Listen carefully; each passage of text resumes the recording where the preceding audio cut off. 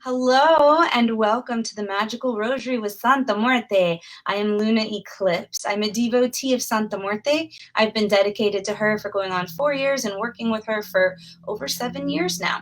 I have been creating and teaching her rosary classes for 1.5 years, bringing the magic of the bony one to those who may never have heard of her. So I've been building a conscious community of devotees, and I'm very grateful that you all are along for that. My focus is helping others to incorporate her magic into their lives in a way that feels authentic to them while still honoring and respecting her native roots. I am in the process of completing all this content and moving it online as a paid course, and I do plan to turn the content into several books eventually, as well. Over probably the next 1.5 years or so. So I still teach one free beta workshop through the end of the year online on Second Life every Monday evening at 5 p.m. Pacific Standard Time that you are welcome to join if you would like to.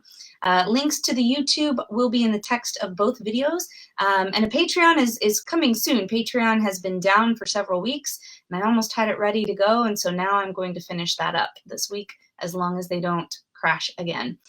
So we also now have a Santa Muerte Botanica for this community. Stay tuned for more information.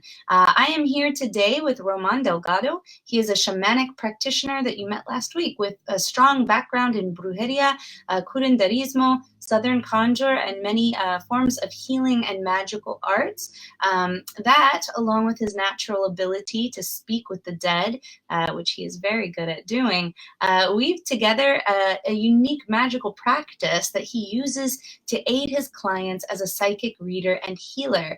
Roman is a dear friend of mine and is the person who introduced me to Santa Muerte, her magic and her history, and also the native perspective of how to approach her and how to work her magic, some of which we'll be learning a little more about today. So through him, I learned a lot about native practices surrounding Santa Muerte magic and how to use and apply that knowledge. We've worked professionally together for years at several different West Coast occult shops, and we also built the metaphysical market community together to support the local occult community. I am very honored to call him a friend and a colleague. So we're going to jump right into Susto. Roman will let us know what Susto is and how it connects to our Western concepts of soul loss. Hello, everyone. Welcome to the Rosary with Santa Muerte. I am here coming to you from my home in Tacoma, Washington. My name is Roman Delgado from Teototonali Intuitive Arts. I am a shamanic practitioner. I have a strong background in brujeria, curanderismo, and many forms of spiritual healing, as Luna just said. Today, I'm going to be talking to you about the shamanic concept of soul loss and Susto.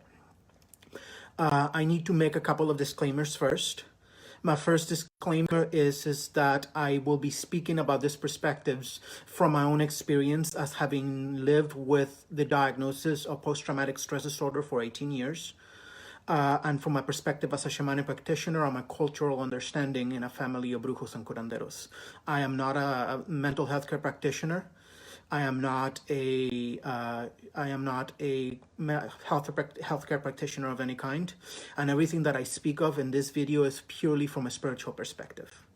Now, many of you are going to be asking why are we going to be talking about Susto and soul loss in a forum that is connected to Santa Muerte. My view is that the modern day worship of Santa Muerte stems from the modern day practices of brujeria and curanderismo. Yes, Santa Muerte has her roots, her origins within the pre-Hispanic cultures of pre-Columbian Mexico. But Santa Muerte is not who she used to be thousands of years ago in the days of the Aztecs and the Maya. Santa Muerte has evolved with a unique flavor that is purely modern and Mexican, along with the deep, rich history of healing and magic. In order for us to understand brujeria and curanderismo, in particular Susto and soul loss, we need to have a good discourse. So I invite all of you, as you're listening to this live video, to post your questions on the local chat. Like that, I can see this if I do my best to answer your questions. In order for us to understand Susto and soul loss, you need to understand a little bit about Aztec cosmology that also connects to cross-cultural shamanic cosmology. And I'm going somewhere with this, people. Please bear with me. In Aztec cosmology, the universe was divided into three segments. The middle world, which is where we lived, and that's an anthropological term. There is the middle world where we live, which is divided on its own in four separate directions: east, south, north, and west. And it is a spiritual place, the spiritual version of the physical components of the world, where time and space move differently, and with spirits that are stuck on earth or have issues or have not moved on into the ancestral realms live. We have the upper world that has 13 layers, where the ancestors who died honorable deaths and the gods and the goddesses of the Aztec people live. We have the lower world, in which it has, I believe, has 9 layers in the lower world in Aztec mythology, where those who have died normal everyday deaths go to rest. This is something, oh, hi, Kathleen. This is something that is going to be very, very important when it comes to understanding Susto and Solos and its cousin energy, Espanto, that I will be speaking about here in a moment. Be aware of that. Now, what is Susto? Susto is the, oh, hi, Raven. Susto is the energy of Solos. It is the, Susto in Spanish means fright. Fright, but not in a usual, oh my God, there's a scary movie, I'm scared fright. It is the type of fright that happens when we have a very traumatic event happening to us, and we, as a human being, cannot withstand the horrible things that we're experiencing, and pieces of us kind of fragment. I don't know if you ever experienced something that was so horrible to you that part of you just checked out to its happy place until it was all over. That is the epitome of Susto. When that happens, pieces of our soul tend to flee to the upper world, to the lower world, or to the middle world in one of the 4 directions in order to stay safe. And that's when illness begins. There are some situations in which, instead of fleeing into the upper world, the middle world, or the lower world, the pieces of our soul that have fragmented due to trauma stay stuck in the middle world, outside of time and space, within that particular event, and they keep reliving that event over and over and over and over again in a perpetual cycle. That is what in my personal opinion, leads me to believe that post-traumatic stress disorder is a form of soul loss, is a form of Susto. Now, what is wrong with not being whole and complete? I have questions that came up before by clients of mine and my own students in other workshops, who asked me if the parts of ourselves who are fragmented are in such a bad space and they're so wounded, why would we want them back? Without our soul pieces and our soul being complete, we have the energy of having huge holes in our aura where our own soul energy, our sacred energy, should be keeping us safe. And those extra holes become like extra chakras that are permanently open, sucking in energy from the outside world. And not all of that energy is healthy. That is when we become more vulnerable to physical, mental, emotional, and spiritual illness. Why? Because we keep taking in energy that does not belong to us, and not all of that energy is healthy and happy. Sometimes that takes the form of spirits that get attached. The spirits of the dead can come through one of those holes and take residence within your aura and continue to live their own dysfunction through you. I have encountered people who have been possessed by the spirit of alcoholics who wanted nothing more than to get wasted for another lifetime, when this person never had drunken another single drink in their lives before they became possessed, and we had to separate them. There's also the energy of spirits of nature. And people say, well, I love ladybugs. What's wrong with a ladybug? And my answer to that in the energy of soul loss is that just because a ladybug is pretty doesn't mean that it belongs where your liver should be. So we have this particular energy of soul loss, of Susto. What happens when we fragment? What happens when those energies comes in? Those energies become a part of who we are, and they bring illness that we're unable to release on our own. The more that we go along with these holes in our aura, the more difficult it becomes to release them and to end up in a better place. And what happens is that becomes susceptible to patterns of illness. A lot of people who have solos have issues with relationships, that they have issues sustaining a stable relationship for the rest of their lives, or they have issues with money, or they have issues with their health, that they keep getting sick and they're in poor health for a really long time. And that is when you need to find your local brujo or bruja, or your local curandero or curandera, or your local shaman or shamanic practitioner to do what it's called a shamanic extraction. This is why the concept of Susto is so important in people who are going to be working with Santa Muerte. It is incredibly important because it is part of Mexican culture, part of Santa Muerte work. It is part of the cultural understanding of what it means to have a healthy soul. Santa Muerte can teach us as practitioners on how to accurately release the illness and bring in a really good energy and do what it's called a soul retrieval and bring back the pieces of the soul that are broken. This takes a lot of training and it takes a lot of expertise, and it's actually something that is not recommended that you do on your own.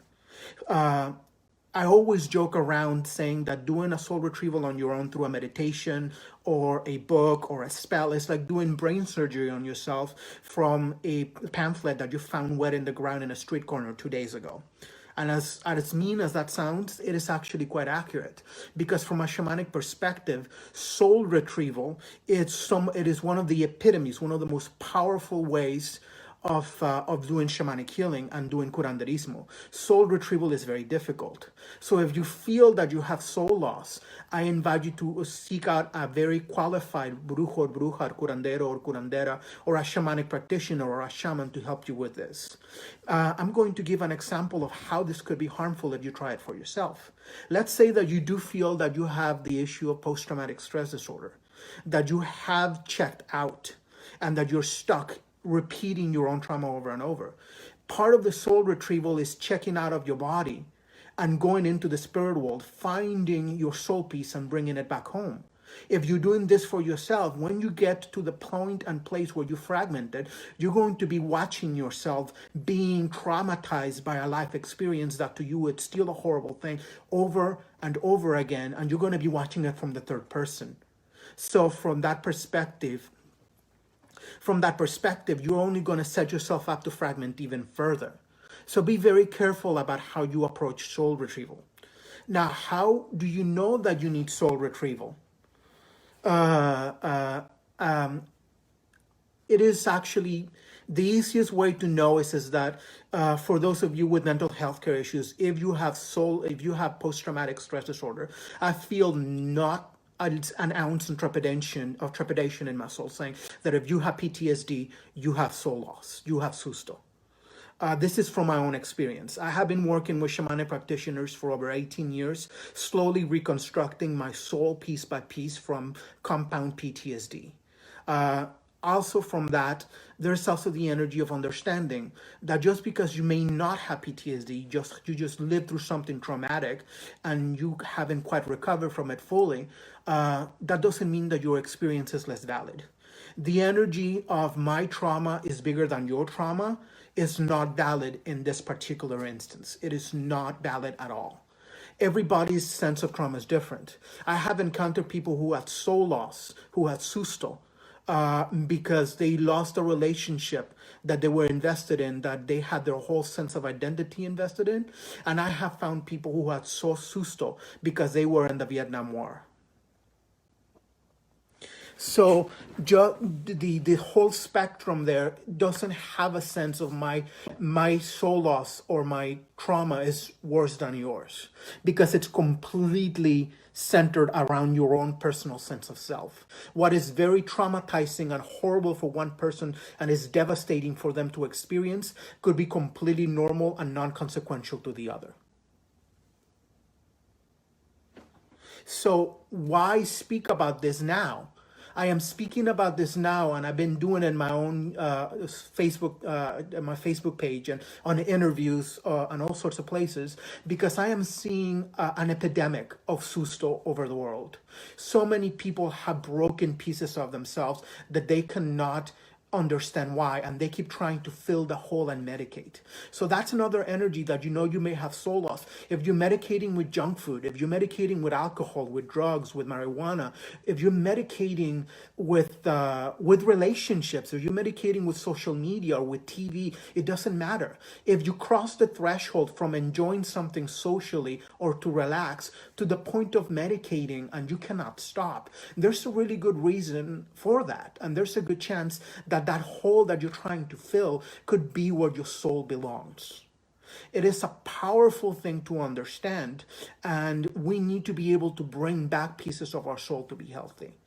Now, understand something very important, okay? Soul retrieval is the easy part. You as the client do not experience very much of the soul retrieval. You simply get the piece back. Most people don't feel a thing. What is very taxing on the person doing soul loss, soul loss healing and doing soul retrieval, is the integration of the soul pieces. The pieces of you that have survived your trauma are incredibly strong and powerful. You are the shit, my friend. You are a good thing because you were powerful enough to go through hell and back, and you're still here. Those pieces of you that checked out to their happy place in the spirit world, in middle world, upper world, lower world, or who were stuck in a perpetual loop reliving their trauma, they were not as strong as you are. And they're going to come back to you wounded, and they're going to come back to you in a very bad place. And they're going to need a lot of tender love and care. And they're going to need a mommy, and they're going to need a daddy, and they're going to need somebody to love them and care for them and nurse them back to health. Sometimes that gets to be incredibly overwhelming. I have had clients of mine who did not believe me about this warning, and when they began their integration, the emotions of their soul piece who was wounded came back, and they drank so much that they almost died of alcohol poisoning because they tried to medicate the emotions with alcohol.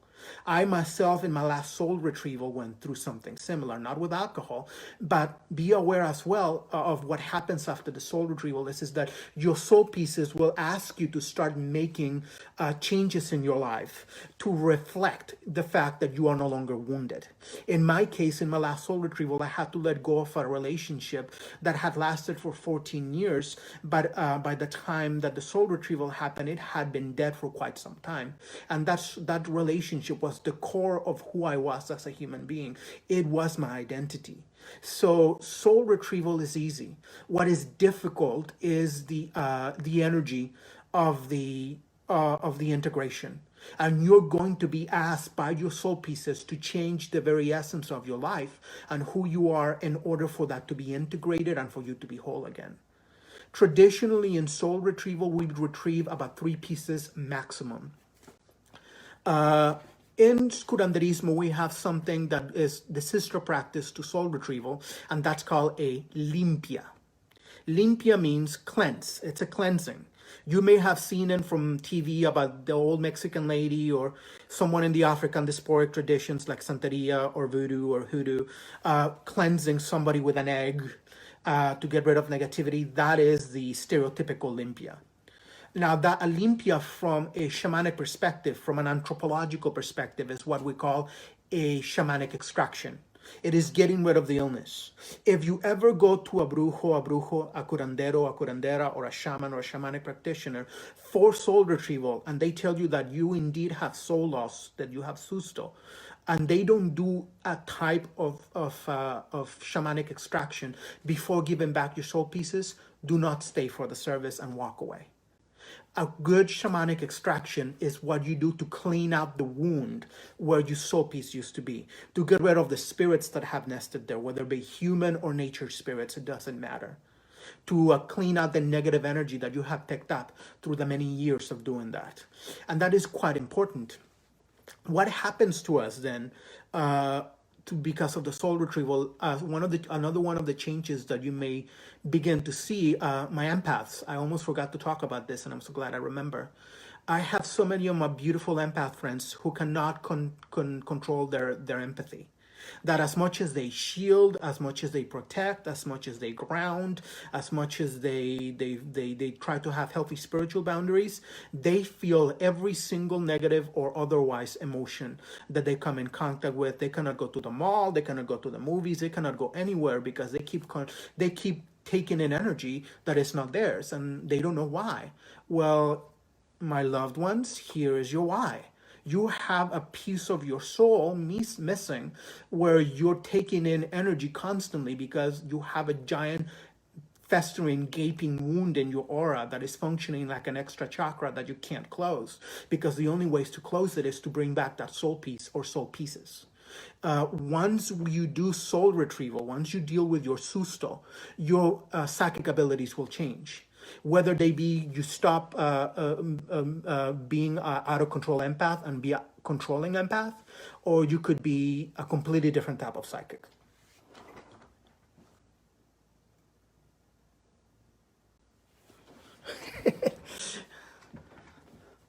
So you will be able to control your empathy, you will be able to control your psychic abilities, and you will find psychic abilities that are more natural to you in a healthy way.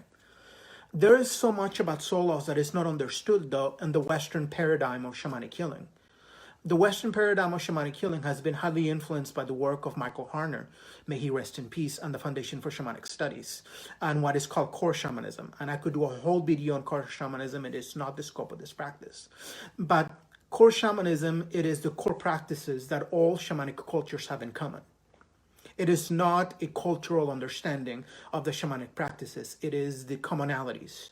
One thing that is exclusive to Mexican culture about susto, about fright, it is the fact that in Mexican culture, susto is an illness of itself. It is like a virus. It is an energy of its own.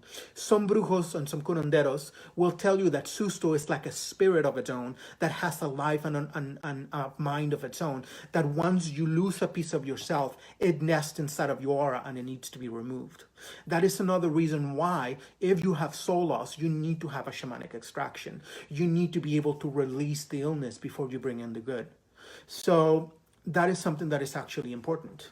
The energy of susto is a spectrum. Most Mexican and Latinos will be familiar with susto as a childhood illness. That little boys or little girls, when they're really tiny, somebody spooks them and they go catatonic.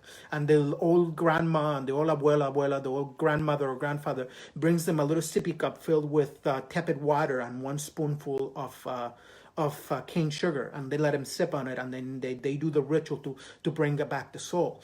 But that is only, it's a very myopic view to simply view it as a childhood illness, because all of us go to trauma and traumatizing things, and to horrible, horrible things that make us fragment. This is important from the perspective of Santa Muerte to understand deeper the type of culture that Santa Muerte comes from. You cannot fully understand the magic of Santa Muerte if you don't understand the Mexican viewpoint of the soul, because the connection to Santa Muerte and curanderismo and brujeria is the energy of having a healthy soul and a healthy life, like that when Santa Muerte comes to reap us, we will not have any regrets. We will not have any reason to say, I wish I could have, would have, should have. So that is part of that energy. There is a cousin energy to susto called espanto, which is another word for fright, but it's not the type of fright that is small or that is easily curable. Espanto is a sense of susto that is on the extremes.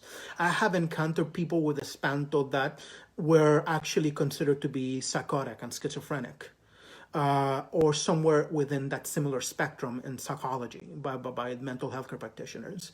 People who were so fragmented that they were not fully in their bodies anymore. Yes, trauma fright, Kathleen. And when they tried to be brought back to their body by someone doing healing, they rebelled because their trauma was so harsh on them that they did not want to be in their bodies. So they checked out into their fantasy world, onto the spirit world, and they were basically like walking zombies, or like walking vessels for illness. And talking about that, I have seen in Mexican culture, when living in Mexico, people come to my grandmother for healing who were so incredibly ridden with espanto, with susto, with soul loss to an extent that they were dying from it because their soul was barely attached to their body and they were wasting away. They could not eat, they could not sleep, they could not take in food, they could not communicate well. This is called decasamiento in Spanish. It's called the wasting away illness. And it's within the same spectrum than susto and espanto, the same spectrum of soul loss. And it's a very difficult thing. So susto is a big deal. Soul loss is a big deal. And it is a form of fright and it is a form of trauma. And it's something that we need to be very much aware of.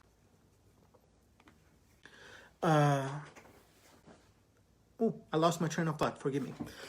Now, there's other forms of soul loss that are more difficult to deal with. And that is the energy of when it involves more than one person. The easiest way to understand soul loss that involves more than one person is in relationships. That energy of I gave that man or I gave that woman my heart and soul and I never got it back. Now, I don't mean this in a metaphorical sense when you're really attached to someone and they don't reciprocate. I'm talking about an energetic exchange that happens in a relationship. When you give a piece of yourself to someone else to make them happy, with the hope that they would reciprocate and give you a little bit of themselves to make you happy. Now, from a purely shamanic perspective, from a perspective of brujeria and curanderismo, from all of the native peoples of Mexico that I have encountered and studied under, this is an incredibly unhealthy thing to do. It is an incredibly unhealthy thing to do. Why? Because those pieces of our soul that we're gifting to someone else are not native to that energy body. It is like trying to do a liver transplant on someone who's not compatible. It only creates illness within them, and in turn, it creates illness in the relationship. It is super unhealthy, and it puts so much pressure in that relationship that the relationship tends to fall apart, and the relationship never works out good in the end. And what happens now that they have your soul piece and you have theirs, that pattern tends to repeat themselves for you in consequent relationships in the future. And people who have done this never seem to ever again have a healthy relationship. Why? Because the piece of themselves that they needed to have a healthy relationship, a healthy bond and connection with someone else, was the piece that they gifted away to that lover so many years ago. In Mexican culture, there's an author, actually, Don Miguel Ruiz, wrote a book called The Mastery of Love. It's one of my favorite books ever. And the basic premise of the book is that you are not responsible for your lover's happiness and well-being.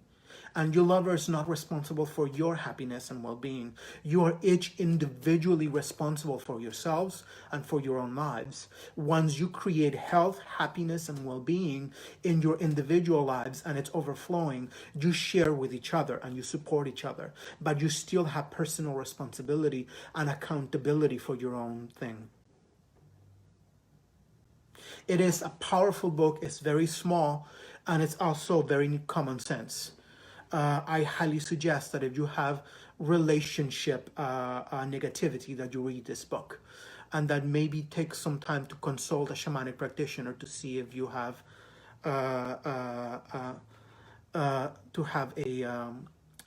some type of issues with soul loss. There is another issue with susto, soul loss, that is almost never seen in many cultures. Unfortunately, it is more common than people realize because we don't know about it.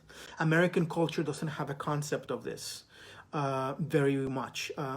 It's only begun to be more understood by shamanic practitioners and shamans in America and in the Western world over the last 10, 15 years. And that's the energy of soul theft.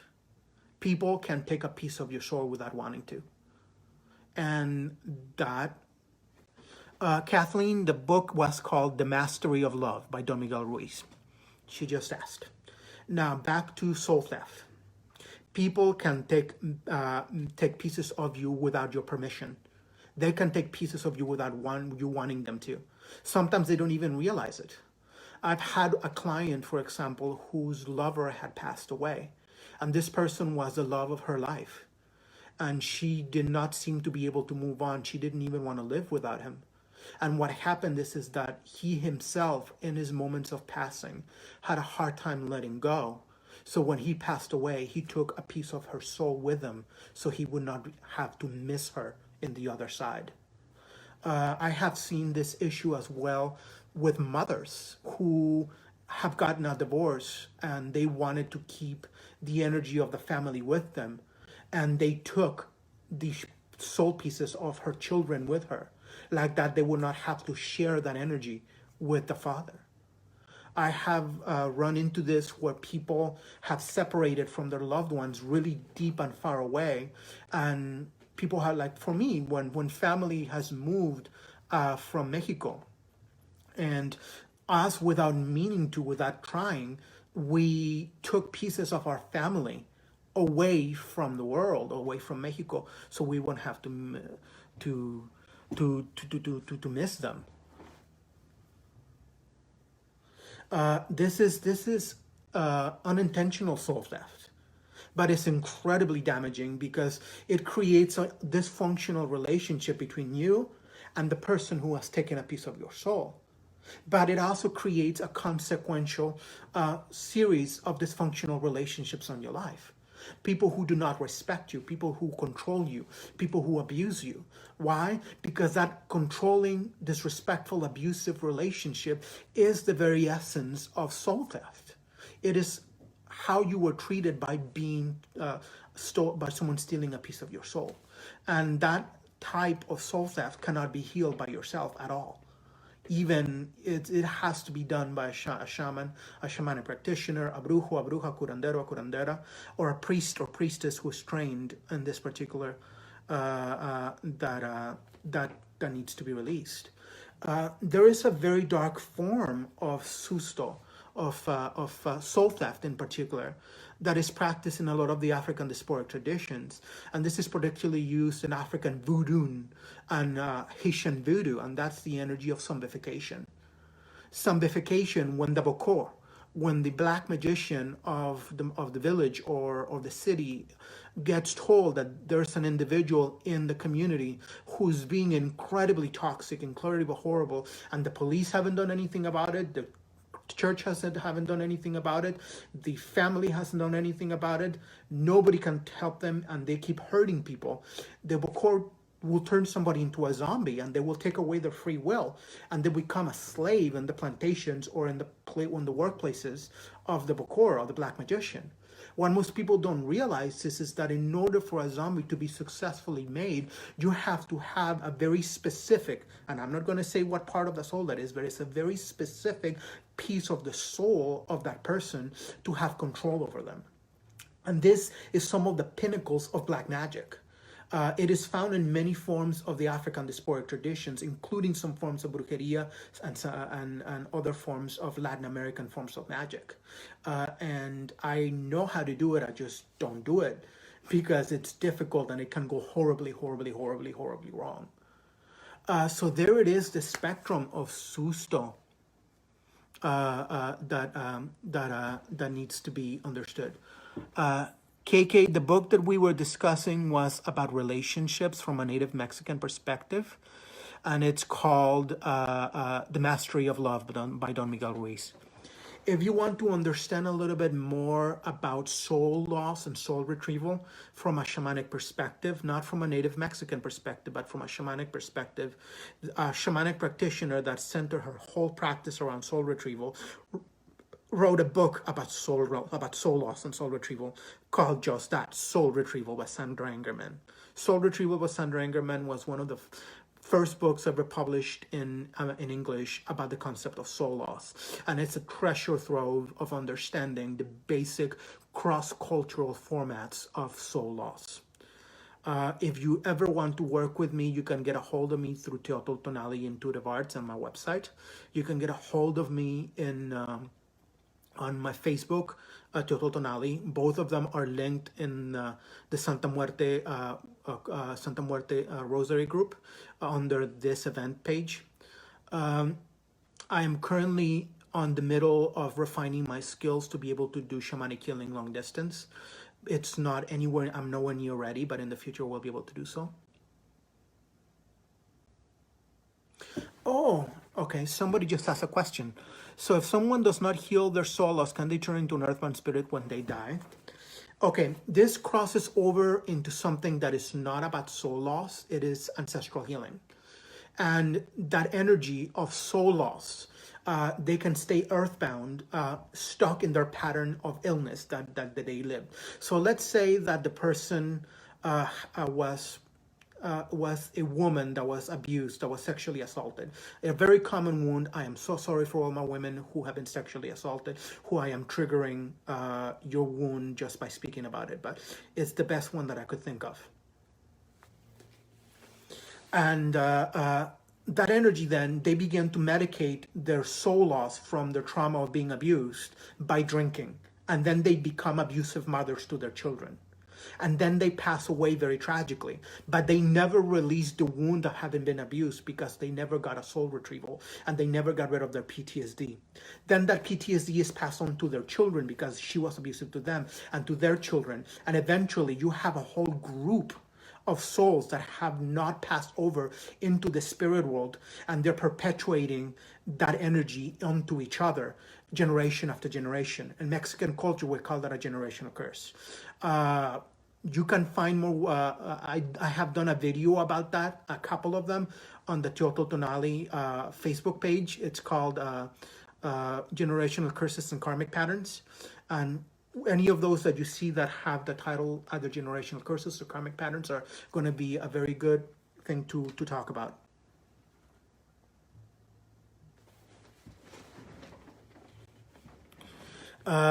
Soul loss is very important, and I can never express enough that if you feel that you have soul loss or soul theft, or you have given pieces of your soul away, that you work with someone who's skilled and trained and has experience in to help you begin your healing process, and that you get your safety net, that you get your support system under you before you even start, because you're going to need all of the help in the world healing those pieces of yourself that you bring back.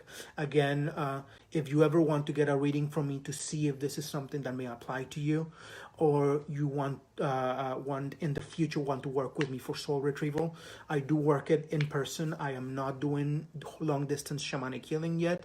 I am still getting my feet nice and firm, planted on the ground when it comes to that. I'm not ready. I'm doing my practice runs. So get a hold of me for a reading, or get a hold of me for healing when the whole world stops shutting down because of the pandemic. Thank you so much for helping me.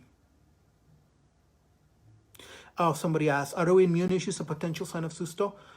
Yes, ma'am. They are definitely a potential sign of Susto. All physical illness that are difficult to cure by conventional medicine, that the doctors say, we don't know what the fuck is wrong with you, or we can't help you because we don't know how to heal this, tend to be. Autoimmune issues tend to be one of those. Issues that are reoccurring, that cannot be healed, that they only go into remission.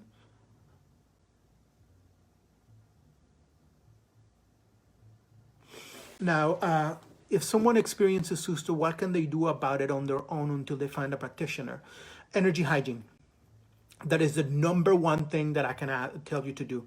Do Reiki on yourself, do Qigong, do therapeutic touch, work with your crystals, work with your herbs, ground, all of those practices that a lot of people who are spiritual, do a cleansing bath if you are into curanderismo and brujeria or a Santa Muerte work. Do a cleansing candle, do whatever you can do to keep your energy system clean and begin cleaning the wound. Also practice setting good energetic boundaries. Good energy hygiene and good energetic boundaries is something that is highly underestimated in the Western world. Everybody thinks that we should be able to be close to each other's personal space and spiritual space and share close spaces very well, and that's not necessarily the case. So if you feel that you have soul loss, pull your energy in, not only at night, but pull it in most of the time and keep it close to you and keep it inside of a shield, and make sure that every day before you go to bed, you do something to very quickly cleanse yourself. So let's say that you every day you take a shower. Every day when you're in the shower, visualize the water cleansing your aura and cleansing your soul, not only in the outside but on the inside. And then put some holy oil on your forehead on a religious symbol in order for you to be protected and shield yourself. Those are some very basic things. If actually I did a podcast, a 2-hour podcast about cleansing practices not too long ago that I can post to the Santa Muerte group if I'm reminded at a later time. So yes, but get better at your clearing and cleansing practices and protecting practices. That is the best thing you can do until you can get someone to do a shamanic extraction and a healing. Thank you so much for listening to me and spending this time with me learning about some of the cultural concepts of spiritual illness that are pertinent to the background of Santa Muerte. Santa Muerte can help you with all of this. You can always pray to her to cover you with her dark mantle, that you are protected and your wound from your soul piece that is missing doesn't get infected. You can always pray to her to clean the wound with her scythe or with her hands, so she can help you stay clean and protected until you're ready. Thank you so much, everyone. Again, you can get a hold of me through teotltonali.com. You can get a hold of me through Teotl Tonali Facebook page. And I am available during the pandemic, I am available for readings on Saturdays by appointment. My fees for my phone line readings are $30 for 15 minutes and $2 a minute after that. And we can definitely figure out whether or not you need a soul retrieval through a reading. Thank you so much for everything. You guys are beautiful. I am so blessed to be a part of this community. Thank you, Luna, for providing this community for us, and I look forward to working with you in the future.